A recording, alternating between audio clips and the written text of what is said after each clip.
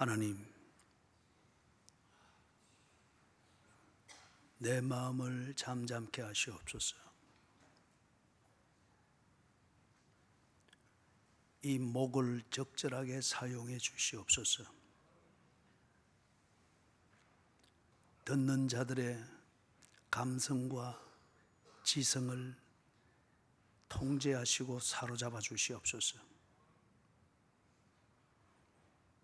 하나님의 뜻하신 바가 무언가 생각되어지며 깨달아지는 시간이 되게 해 주시옵소서. 예수님 이름으로 기도드리옵니다. 아멘.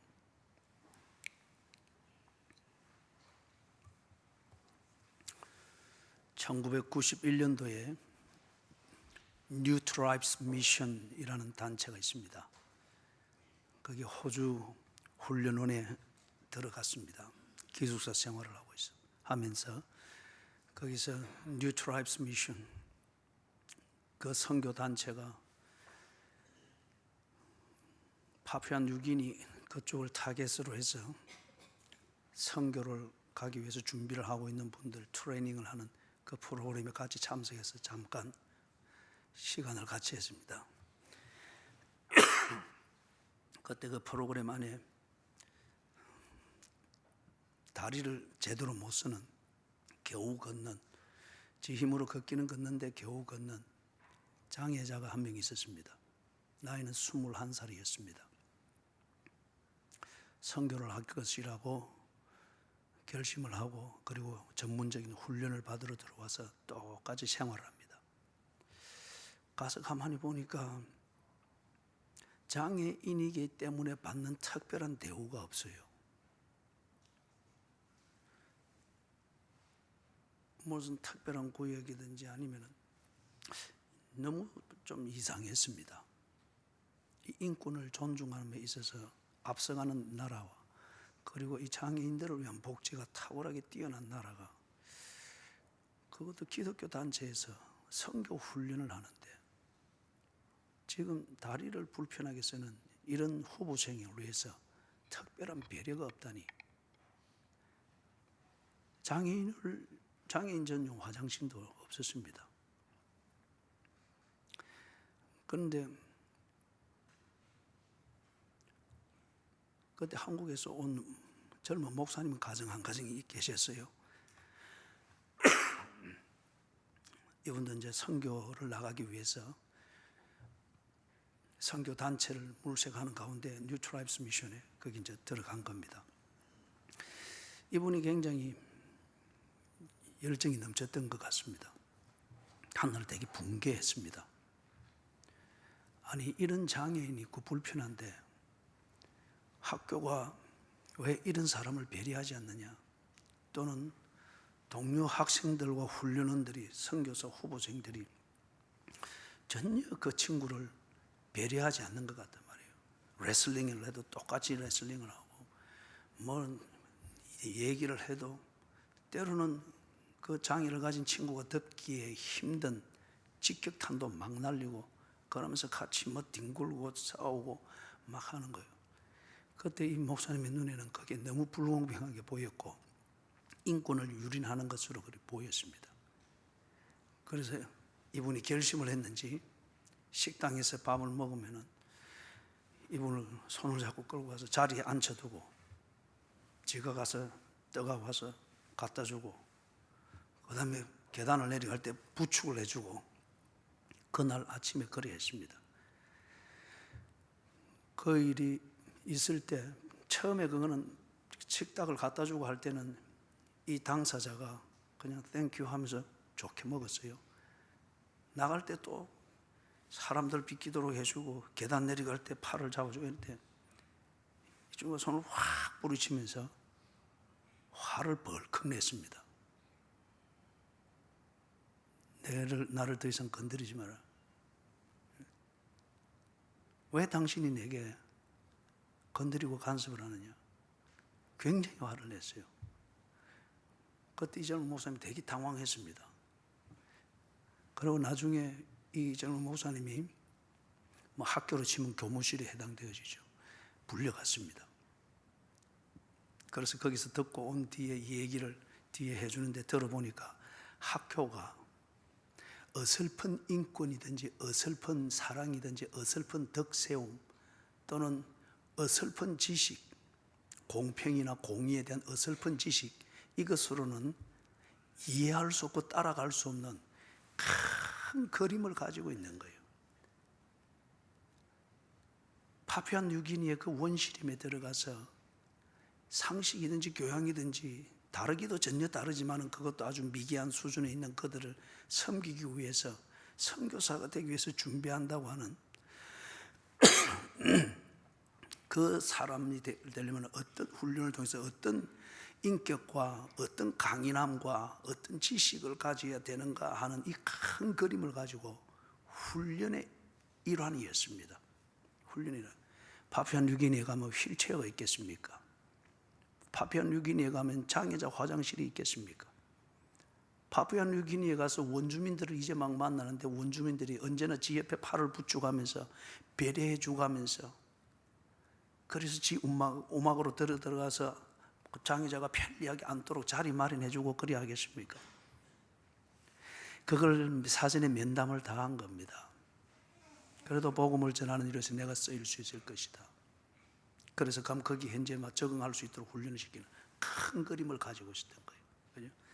그런데 이 어설픈 젊은 목사님이 자기의 얄팍한 인권에 대한 지식, 사랑에 대한 지식, 그리고 불같이 뜨겁기는 하지만 큰 그림이 없는 열정, 목적이 희미한 덕세움, 이걸 가지고 섣불리 일종의 그는 영웅주의입니다.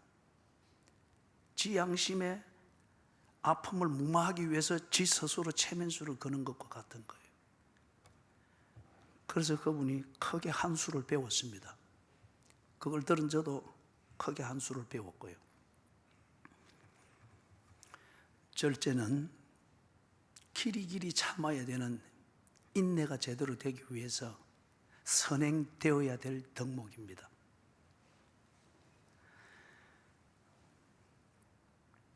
목적에 분명하지 못한 덕세움, 그것은 신부가 첫 요리를 하다가 맛을 내는데 실패했을 때 그냥 벌겋게 만들고 아니면 된장 풀어서 우리의 기본적인 맛을 만들어서 그렇게 먹을만 하도록만 만드는 그런 것으로 전락할 수가 있습니다. 목적을 분명히 알고 믿음이라고 하는 이 등뼈가 딱 갖추어졌을 때에 살을 찌우기도 하고 빼기도 하고 식스팩을 만들기도 하고 때로 촬영에 필요하다마는 올챙이 배처럼 만들 수도 있고 이게 딱 서 있을 때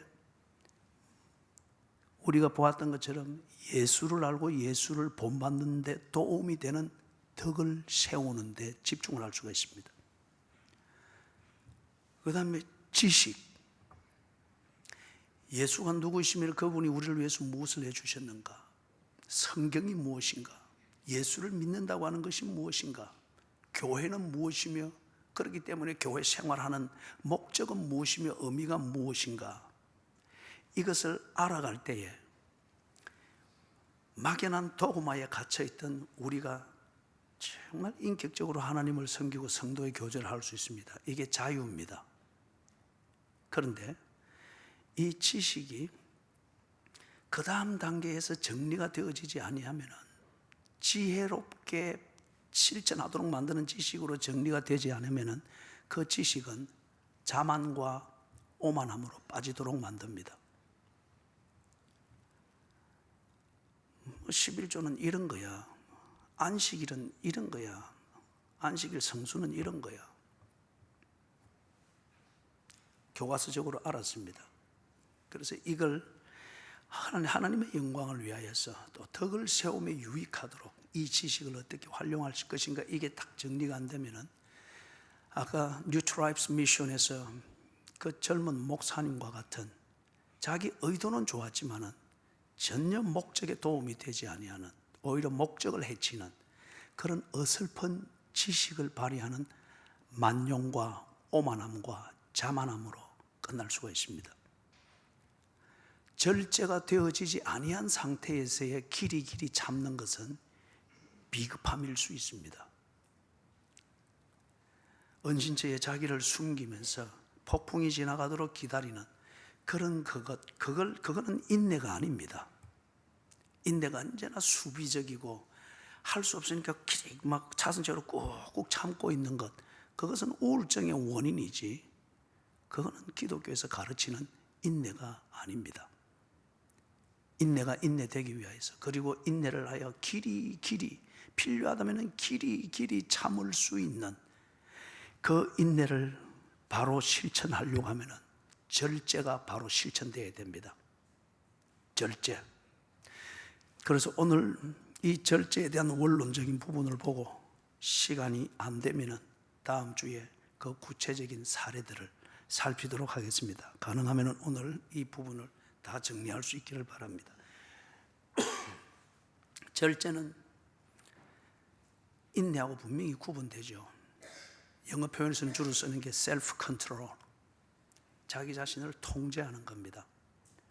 우리가 차 핸들을 가지고 컨트롤을 하면서 방향을 잡아서 목적에 이르는 이 과정을 보고 드라이빙이라고 합니다. 운전한다고 그러죠. 그다음에 절제는 우리에게 있는 핸들과 같습니다. 그리고 액셀러레이터와 같습니다. 속력을 내야 될 때, 속력을 줄여야 될 때, 좌회전을 해야 될 때, 우회전을 해야 될 때, 아니면 멈춰야 될 때, 이것을 목적을 따라서, 그리고 목적에 맞는 상황에 바로 처신하기 위해서 자기를 통제하고 조절하는 것, 이걸 가리켜서 절제라고 합니다. 예수님께서 잡히시는 바로 그 현장에서 당신이 어떻게 처신해야 될 것인가, 나를 잡으러 온 이 사람들 앞에서 내가 어떻게 처신해야 될 것인가, 예수님이 깊이 생각했습니다. 지식적으로 판단은 서 있었습니다. 그러나 그분의 인간적 정서와 감정에 있어서 굉장히 불안했습니다. 그래서 전날 밤에 밤새도록 기도했습니다. 내 원대로 마옵시고 아버지의 뜻대로 하시옵소서. 어떻게 해야 되는 게 옳은지 압니다. 지식은 서 있습니다. 그런데 그 지식에 맞게 주어진 상황과 위기에서 어떻게 내 불안감을 없애고, 그리고 이 불안으로부터 피하기 위해서 내가 반딱반딱 떠오르는 이 잔머리대로 흘러가지 않고 나를 통제하여서 아버지의 뜻대로 하시옵소서 한 대로 아버지의 뜻대로 처신할 수 있을 것인가. 그 판단과 처신하는 원칙을 마태복음 26장 47절에서부터 54절 거기서 볼 수 있는데, 특별히 53절 54절에서 예수님은 모든 것을 할 수 있었습니다. 53절에 보니까 할 수 없는 줄로 생각하느냐? 할 수 있었습니다. 베드로가 칼을 빼서 잡으러 온 자 중에 한 명의 귀를 쳐서 잘라버렸죠. 그래서 칼로 위협을 하면서 예수님을 자기 딴에는 보호한다고 그래 했을지 모르지만은 어설펐습니다. 큰 그림을 모르는 베드로의 섣부르고 풋내나는 그 정의감이고 지식이고 덕을 세움이었습니다. 그래서 예수님께서 베드로를 꾸짖었습니다. 꾸짖는데 첫 번째가 뭔가, 네가 나를 지금 잘못 알고 있다. 네가 지금 예수를 우습게 알고 있다. 내가 할 수 없어서 이런 줄 아느냐? 내가 네처럼 칼을 들 수 없어서 지금 이렇게 네 보기에 비참하게 당하고 있는 걸로 생각하느냐? 예수님은 할 수 있었습니다. 12군단 더 되는 천사들을 동원해서라도 상황을 한순간에 뒤집어 놓을 수 있는 그런 분이었습니다. 그러나 하지 아니했습니다. 그 다음에 54절에는 보니까 하지 아니하신 그 목적이 있습니다. 내가 만일 그렇게 하면, 즉 내가 할 수 있다고 해서 하고 싶은 대로 다 해버리면 이런 일이 있으리라 한 성경이 어떻게 이루어지겠느냐? 앞에서 예를 들었던 대로 파푸아 뉴기니의 선교로 나가기 원하는 장애를 가지고 있는 21살 그 청년이 어설프고 섣부르고 자신의 정의감과 공의 이것에 도취된 그 젊은 목사님이 해주는 대로 그렇게 다 했으면은 그 사람이 어떻게 파푸아 뉴기니 현장 선교를 하겠어요? 그죠? 지금 예수님이 베드로, 네가 생각하고 네 방식대로 하듯이 내가 할 수 있는 역량을 가지고 다 해버리면은 아버지의 뜻을 어떻게 이루겠느냐? 아버지를 순종해야 되는 우리의 이 근본적인 목적을 어떻게 이룰 수가 있겠느냐? 그게 성경이 어떻게 이루어지겠느냐? 그런 말이십니다. 예수님께서는 어떤 상황이나 문제에 처했을 때에 판단하는 원칙이 있었습니다. 그리고 그렇게 처신했습니다. 성경대로 이루어지도록, 성경대로 순종하기 위하여서 당신이 힘을 낼 때는 냈고 소리를 지를 때는 질렀고 잠잠할 때는 잠잠했고 독사의 새끼들아 정죄할 때는 정죄했고, 그러나 독사의 새끼들보다 더 간악한 이 무리들이 왔을 때 말없이 도살장으로 끌려가는 한 마리의 어린 양처럼 붙잡혀 주셨습니다. 성경대로 이루어지도록, 성경대로 순종하도록 예수님은 자기 자신을 통제했습니다. 그게 앞에서 이야기했던 대로 자신을 통제했던 것이 두 가지 면에서 나타났죠. 할 수 있지만은 그 목적을 위해서 참았습니다. 두 번째, 목적을 위해서 필요하다면은 내가 하고 싶지만 참았습니다. 이게 예수님이 보여주신 절제입니다. 할 수 있지만 목적을 위해서 참습니다. 하고 싶지만 목적을 위해서 참습니다. 절제입니다. 베드로가 48절, 50절에서 보니까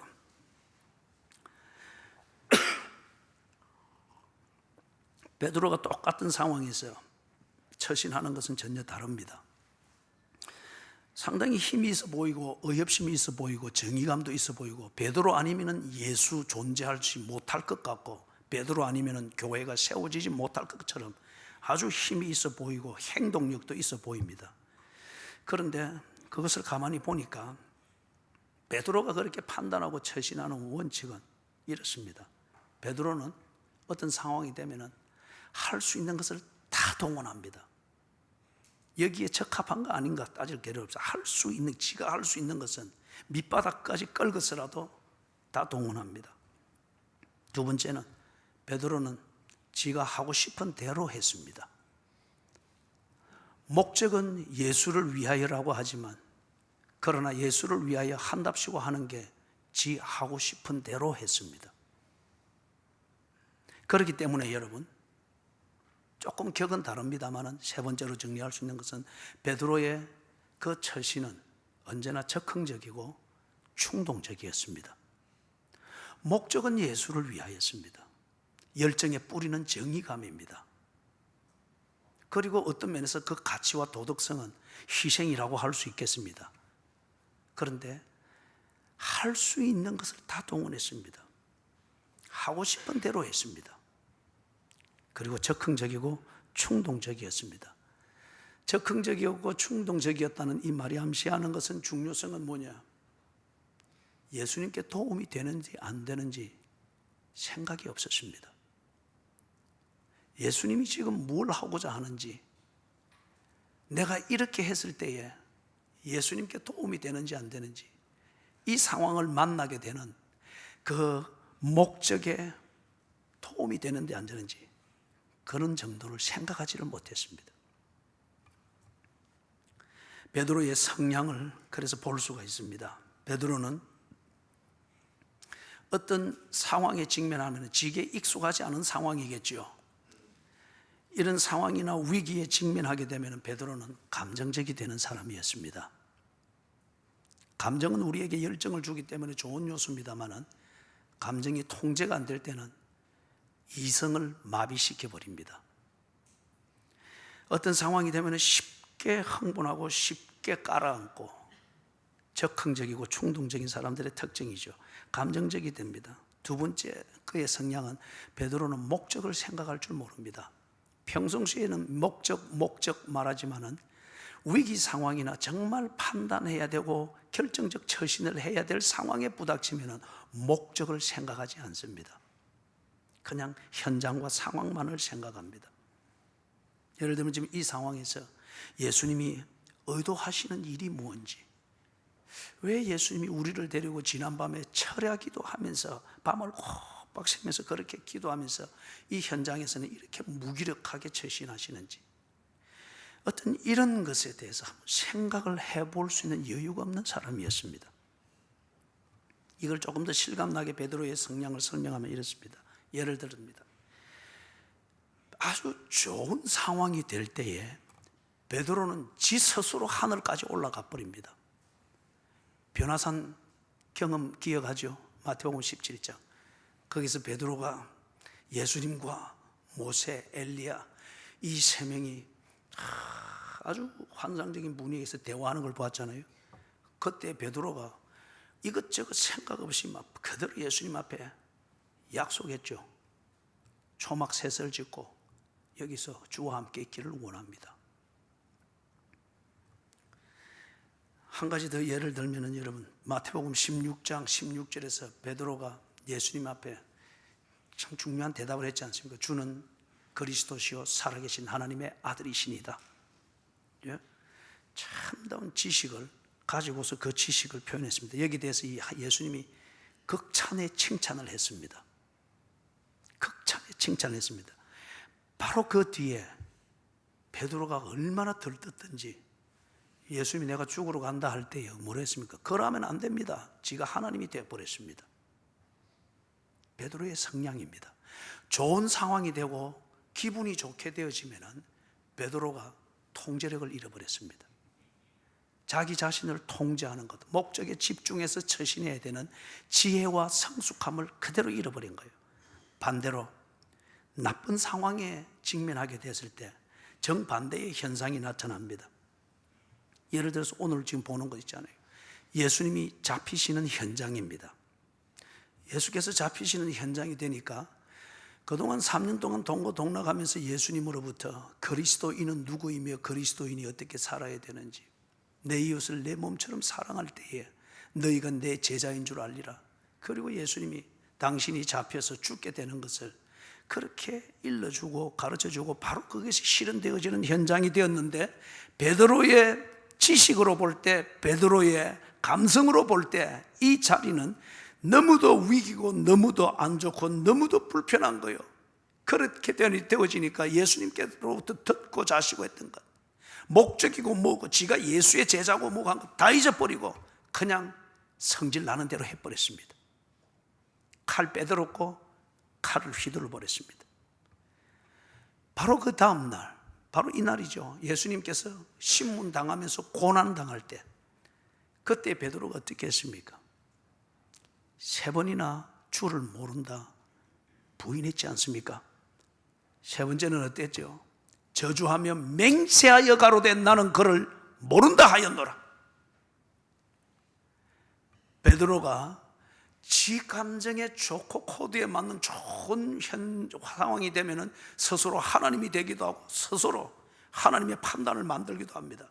반면에 지 감정이 아주 어두워지고 불편하고 위기감을 느끼고 불안을 느낄 때에는 예수 앞에서도 칼을 휘두를 수 있는 사람이고, 심지어는 지 살기 위해서 저주하며 맹세하여 가로되 예수를 모른다 부정할 수 있는 사람이었습니다. 베드로는 참 좋은 말로 말하면 열정적인 사람인데, 그리고 베드로가 지식이 없는 게 아니었어요. 주는 그리스도시요 살아계신 하나님의 아들이시니이다 고백했던 사람입니다. 지식이 없는 것도 아닙니다. 그렇지만 베드로는 절제를 할 줄 모르는 사람이었습니다. 자기 통제가 안 되는 사람이었습니다. 이런 절제의 가치를 모르는 무리들과 있든지 그런 사람과 있을 때는 이런 상태에 있는 베드로를 보고 사람들은 화끈하다고 합니다. 그리고 같이 있으면 재밌다고 합니다. 그런데 그것뿐이에요. 그런 교제를 통해서 이루어질 건 아무것도 없습니다. 가정이 이루어지는 것도 아니에요.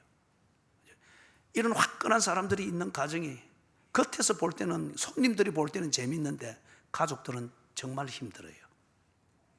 그죠? 그래서 예수님께서 베드로의 이런 성향을 얼마나 잘 아시겠습니까? 예수님이 자기 제자들을, 자기 사람들을 사랑하실 때 끝까지 사랑했다고 했잖아요. 그렇기 때문에 호주에 있던 그 뉴 트라이브스 미션의 그 교수진들이 이 21살 장애자에게 주는 것은 앉혀놓고 늘 밥도 안 먹이고, 그럼 선교는 이런 거야, 감정만 돋워주는 이런 걸 하는 게 사랑이 아니라 땅에 내려서 하루를 지나기 전에도 죽을 수 있는 위기로 몰아넣는 것임을 알기 때문에 자생력을 키우기 위해서 어설픈 사람이 볼 때는 그렇게 모질게 대하고 취급을 하는 것처럼 보이는 게 그게 진정한 사랑이었듯이, 그게 참된 살아남는 선교사를 키우는 그들의 진정한 교육이었듯이 예수님께서 자기 사람들을 사랑하시되 끝까지 사랑하셨다. 그렇기 때문에 베드로에게 먹을 것 주었고, 이런 갈릴리 아니고도 편하게 칼 빼고 얼마든지 휘두르면서 성공할 수 있는 그런 자리, 취직 자리 봐줬던 게 아니었습니다. 베드로가 절제를 배울 수 있도록 예수님이 베드로에게 마지막 선물을 남겨주셨습니다. 절제를 배울 수 있도록. 십자가에 못 박혀 죽으시기 전날 밤에 예수님께서 특별히 누구를 위해서 3번이나 기도했죠? 베드로를 위해서 기도한 거예요.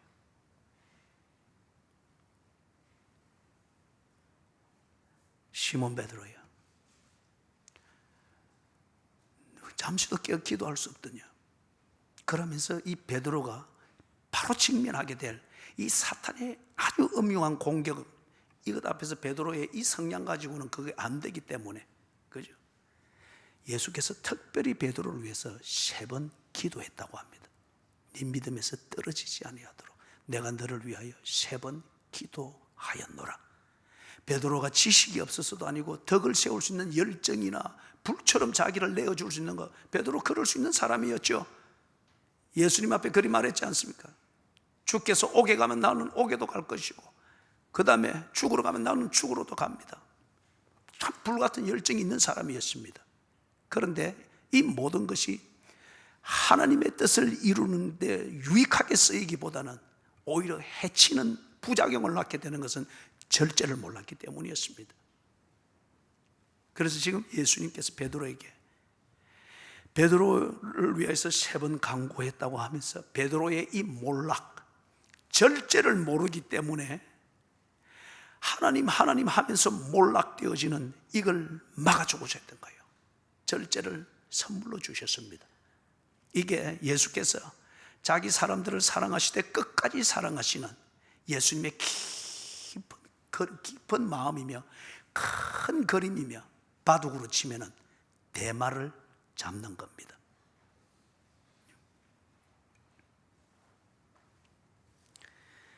베드로의 치명적인 문제는 절제가 안 되는 것이었습니다.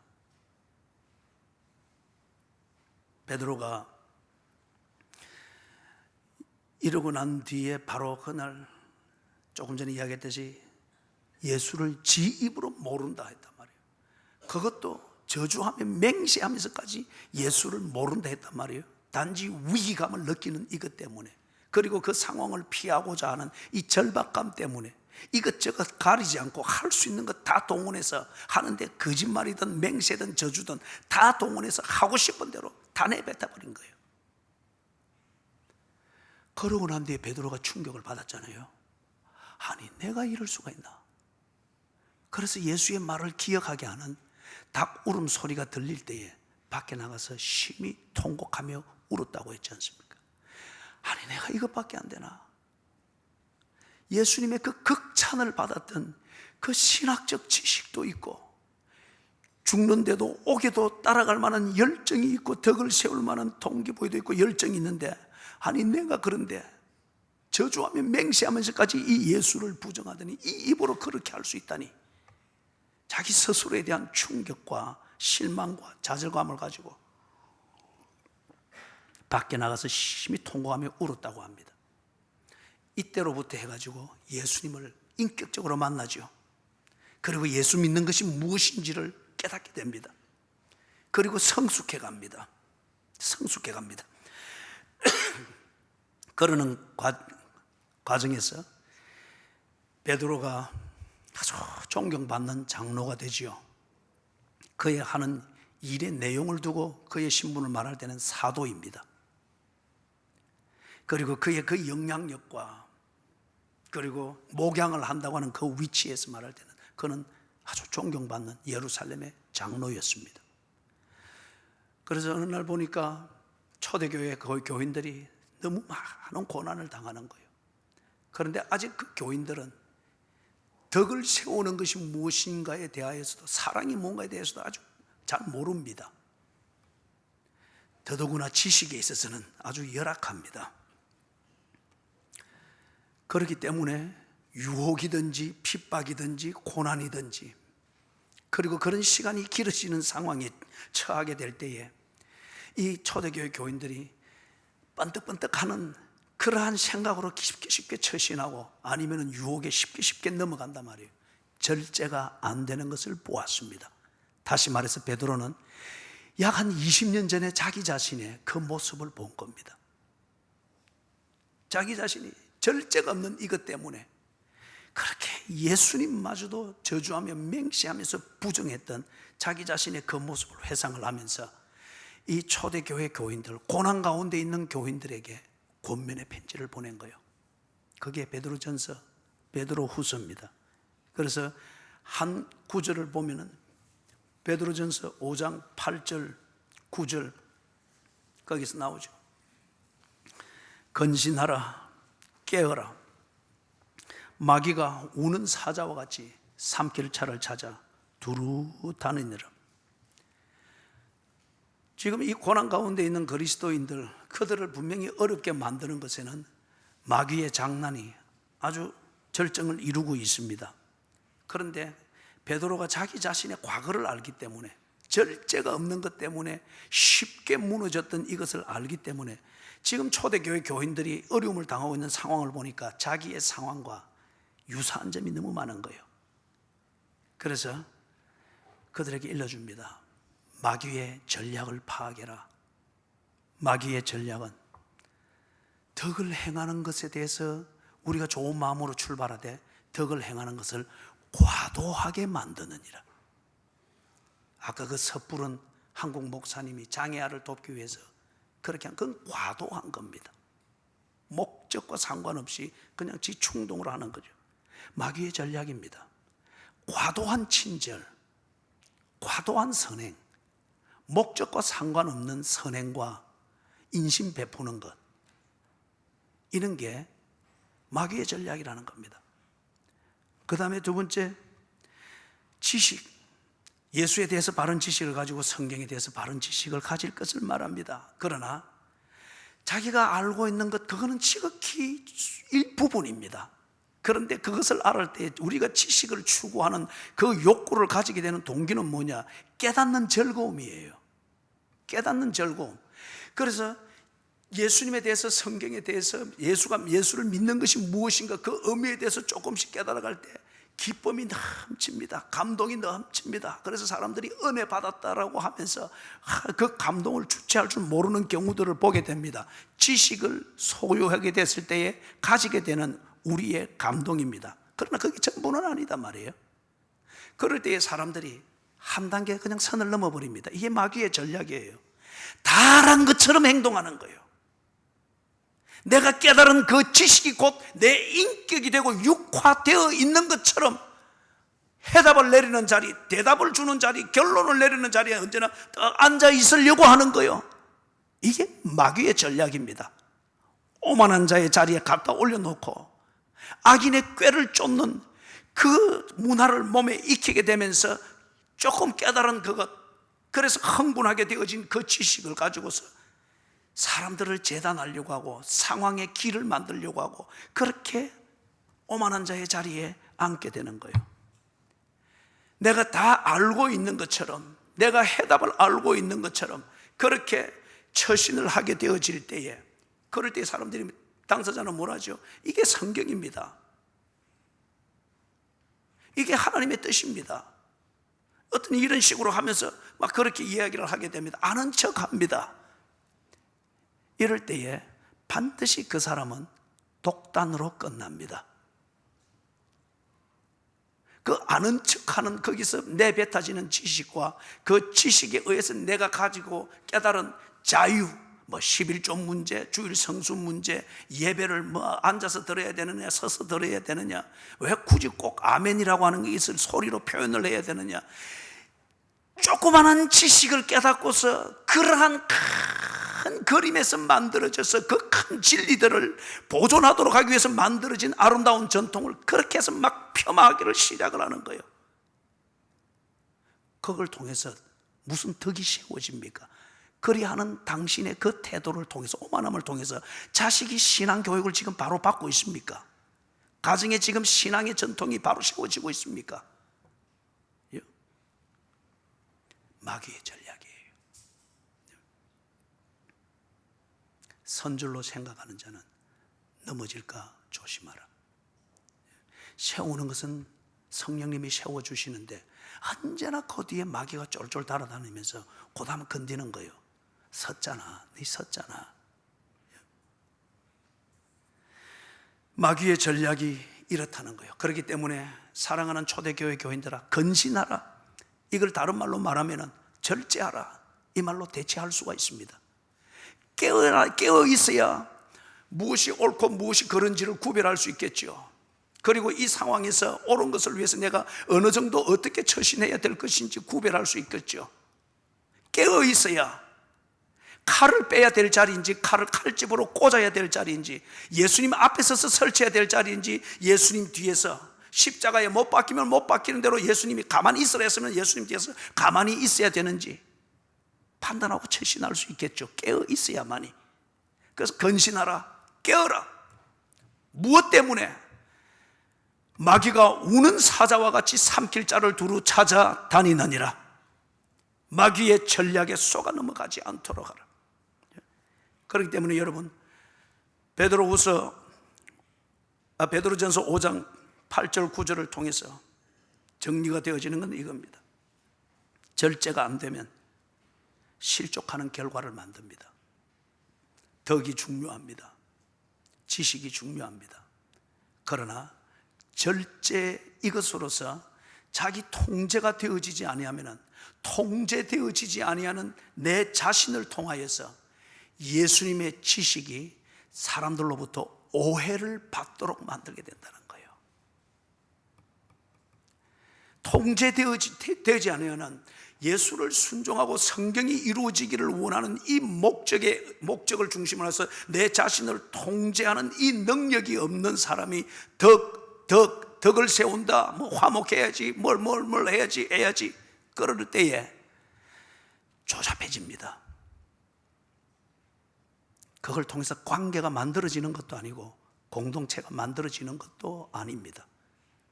이용만 당하게 됩니다. 그죠? 작은 여우들만 설치게 되는 그러한 교제가 되어집니다. 이 절제를 위하여서 예수님이 기도했다고 하면 지금 베드로를 통해서 초대교회 교인들에게 주어지는 것 역시 그겁니다. 기도하라. 어떻게 깨어 있을 수 있느냐? 주께 도움을 구함으로. 주께서 도와주지 아니하시면은 지식의 근본인 성경을 제대로 알 수 없습니다. 성경의 근거에서 지소리를 하게 되어지고 거짓 교사들로 전락이 되어지는 것을 볼 수 있습니다.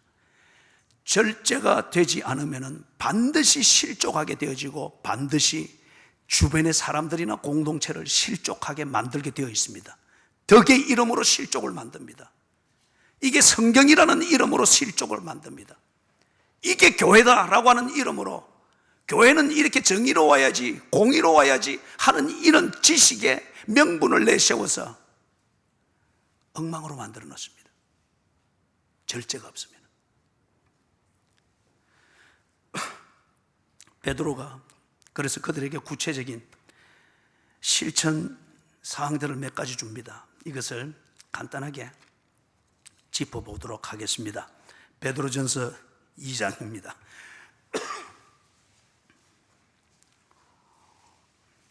베드로전서 2장 11절 12절에서 육체의 정욕에 엄습될 때에, 육체의 정욕에 사로잡히는 그런 상황이 될 때에 절제하라고 합니다. 하나님은 우리에게 자유를 주셨고 기뻐할 수 있는 삶을 주신 것은 사실입니다. 그러나 타락과 방종을 통해서 기쁨과 즐거움과 내 욕구를 추구하도록 주신 적이 없습니다. 그것이 언제나 우리에게 있는 복병입니다. 아름다운 장미꽃 아래 흉측한 마리아 릴케를 죽도록 만들었던 가시가 있는 것처럼,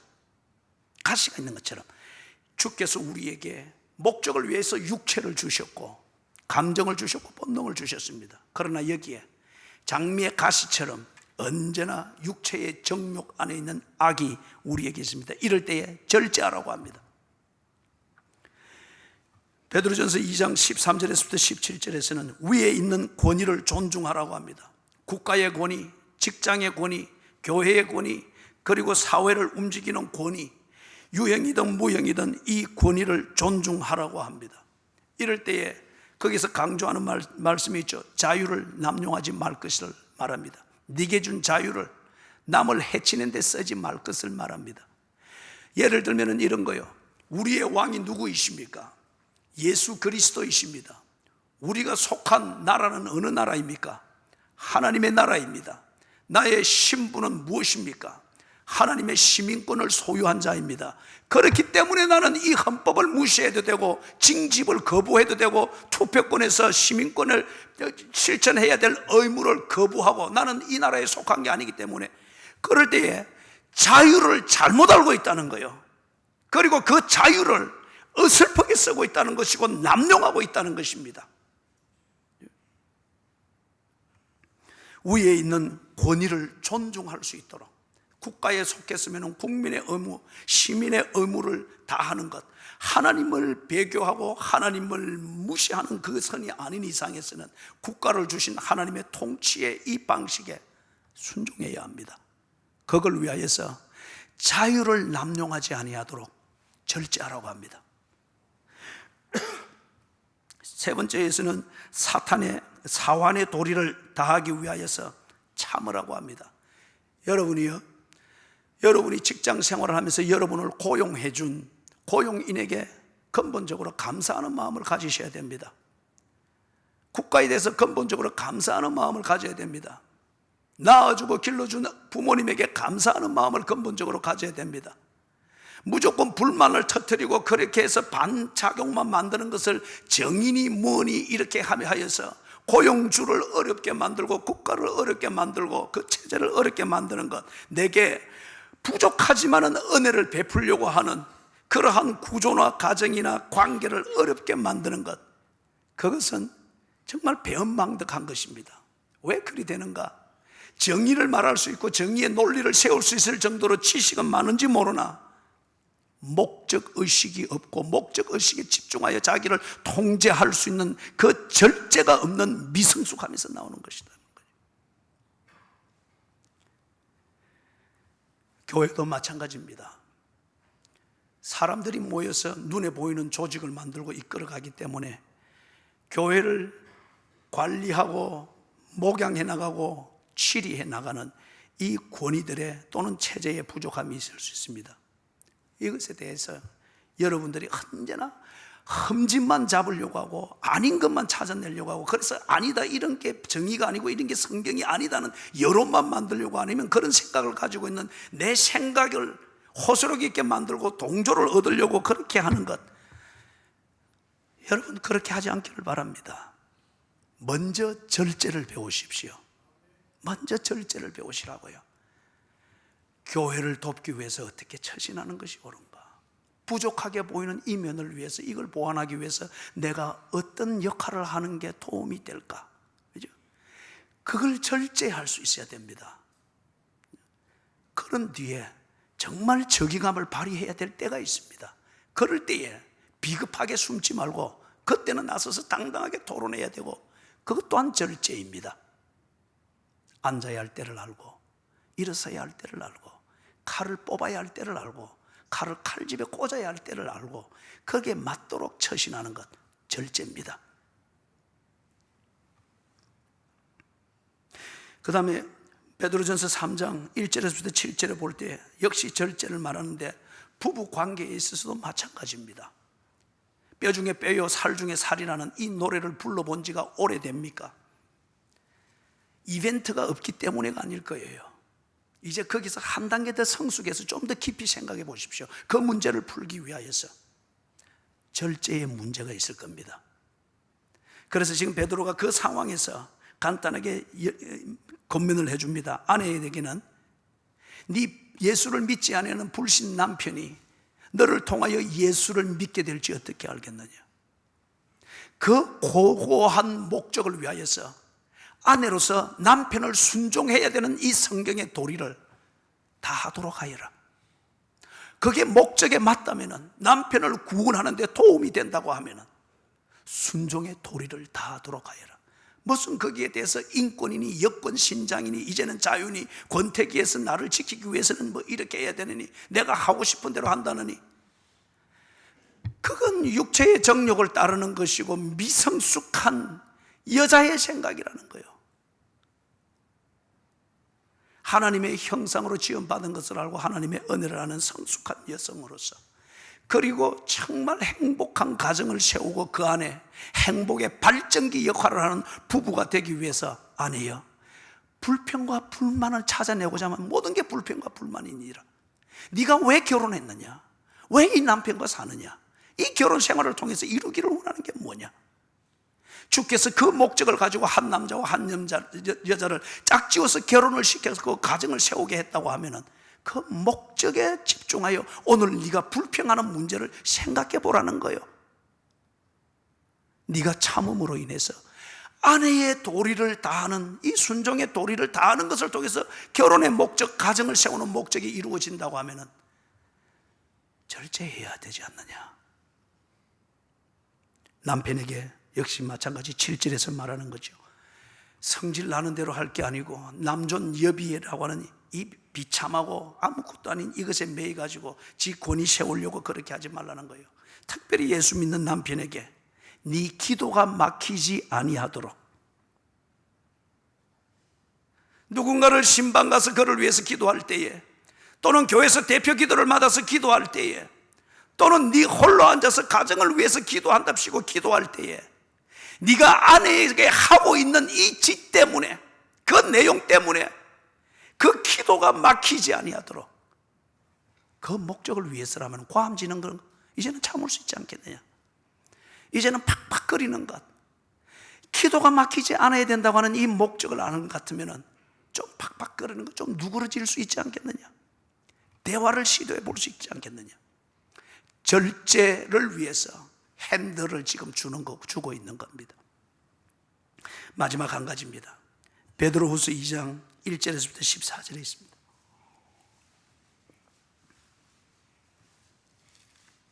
베드로후서 2장 1절부터 14절을 찬찬히 읽어보면, 베드로가 자기가 옛날에 참 거래할 때에 불같이 뜨거웠고 모든 사람에게 목숨을 내주어서라도 도와주고 싶은 그런 불은 있었으나 그것 때문에 언제나 예수의 일에 방해가 되어졌던 자기의 섣부르고 미성숙한 게 생각이 나는 거예요.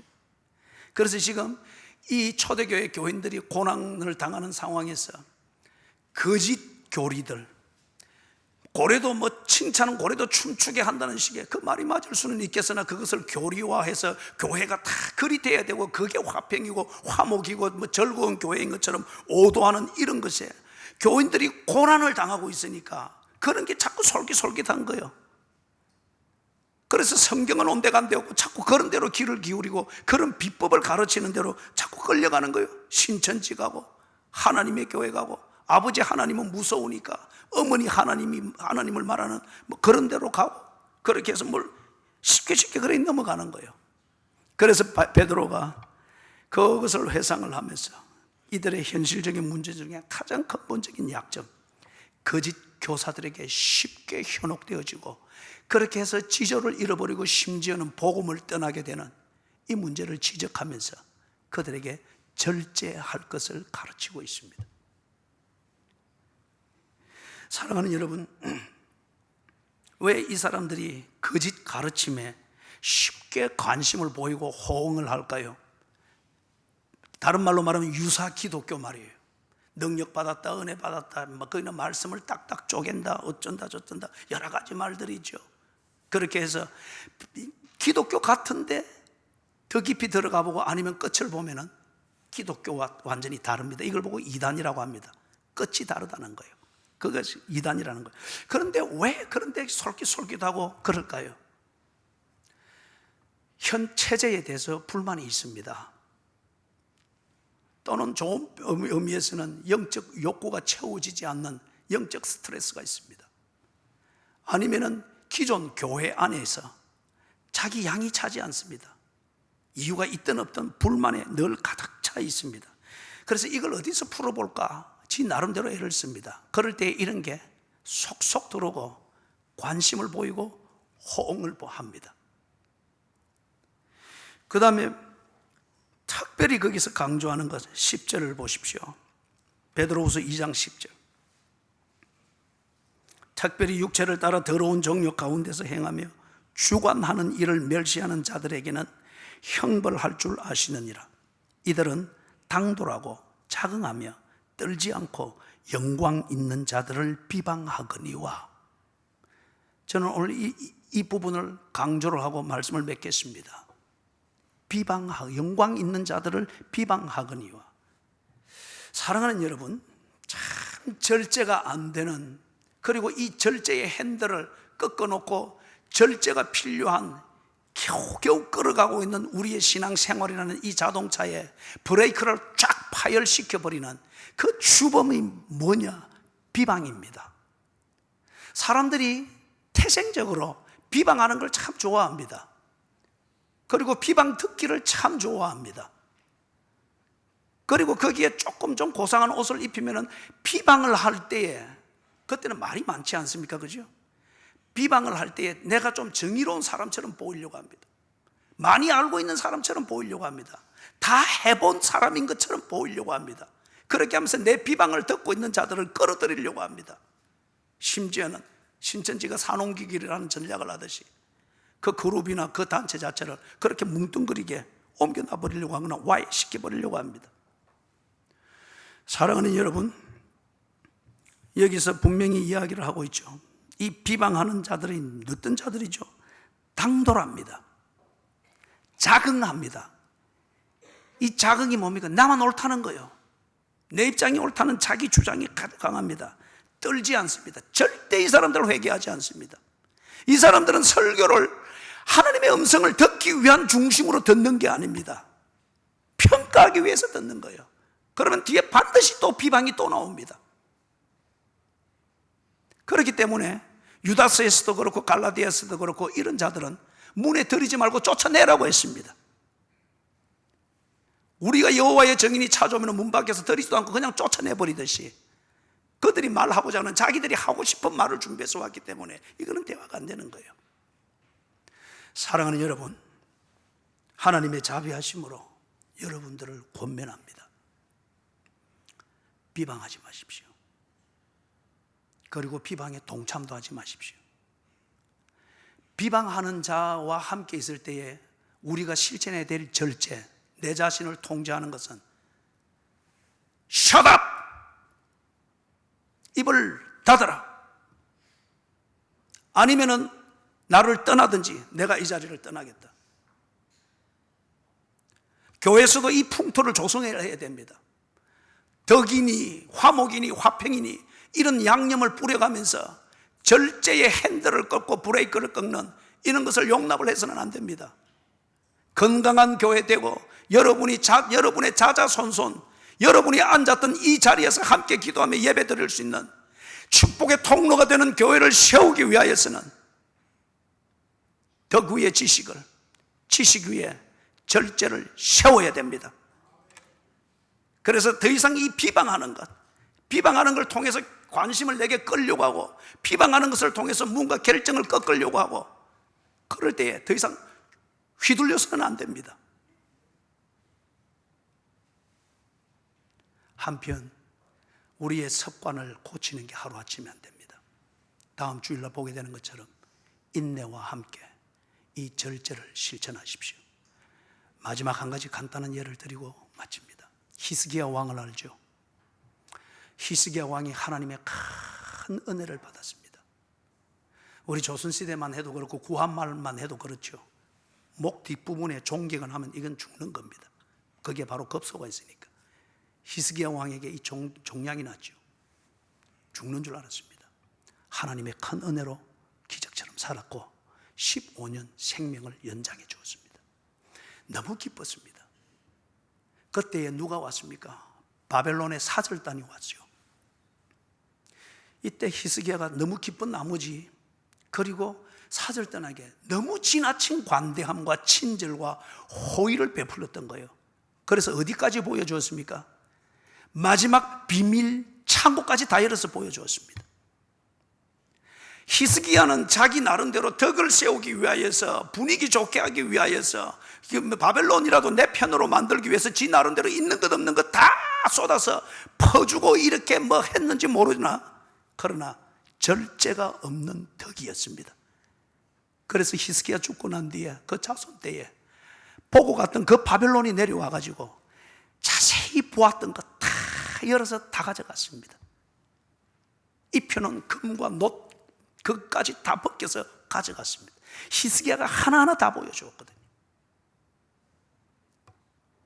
믿음 위에 덕을 쌓고, 덕 위에 지식을 쌓고, 지식 위에 절제를 쌓으십시오.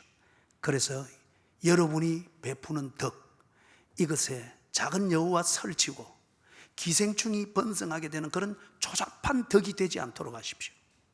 여러분의 지식 행하는 이게 남을 실족해 하는 만용과 방종이 되지 않도록 하십시오. 그래서 여러분이 가진 지식이 오만한 자의 자리에 앉아서 악인의 꾀를 만들어주는 이런 실족해 됨이 없도록 하십시오. 자기 자신을 통제하십시오.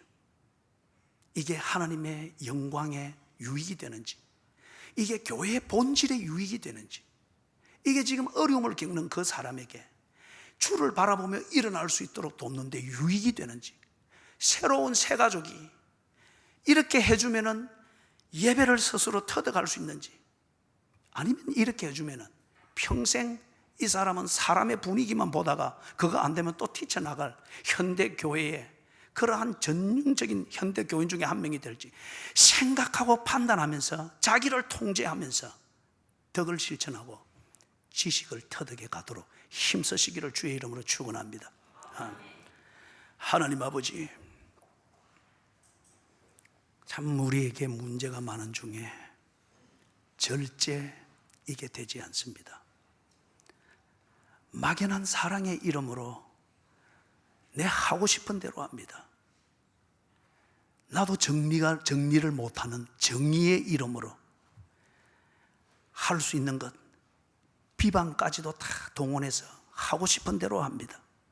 그러다 보니 주여, 우리가 주를 위해서 산다고는 하지만 주를 위해서 이루어지는 게 너무도 없습니다. 우리의 가정도 구석구석 살펴보면 그렇습니다. 교회도 그렇습니다. 하나님, 오늘 주신 말씀 잘 새겨듣고 정말 겸손한 마음으로 주님이 베드로를 위하여 3번씩이나 기도하면서 주셨던 선물인 것처럼 오늘 우리에게 주는 이 선물, 절제를 배우고 실천하게 해 주시옵소서. 예수님의 이름으로 간절히 기도드리옵니다. 아멘.